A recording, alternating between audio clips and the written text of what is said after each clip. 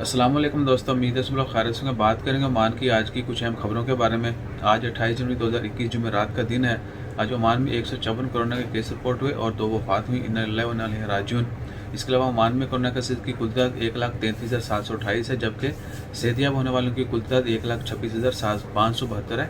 सेहतियाब होने वालों की कुल तादाद 1,26,572 है, जबकि वफात पाने वालों की कुल तादाद 1,527 है। दुआ करें अल्लाह ताला तमाम मरीजों को शिफाए कामिला अता फरमाए। जितने भी लोग वफात पा चुके हैं अल्लाह ताला उनकी मग़फ़िरत फरमाए, उनके लवाहिकीन को सब्र जमील अता करे। इसके अलावा ओमान में कैमल रेस जो है वो कैंसिल कर दी गई है। एनुअल कैमल रेस होती है, जो सालाना कैमल रेस है, ऊँटों की दौड़ होती है, वो कैंसिल कर दी गई है गैदरिंग के पेश नज़र, क्योंकि इसके अलावा स्प्रिंग कमेटी ने कल ही अनाउंस कर दिया था कि तमाम तरह की गैदरिंग, कॉन्फ्रेंस, इवेंट के इवेंट जो हैं वो बैन कर दिए गए हैं। और इसके अलावा PCR टेस्ट जो है, जितने भी दोस्त अब आप मस्कत ओमान से जो है UAE के लिए सफ़र करेंगे, उनके लिए लाजमी होगा कि 72 घंटे पहले वो अपना कोरोना का टेस्ट करवाएं।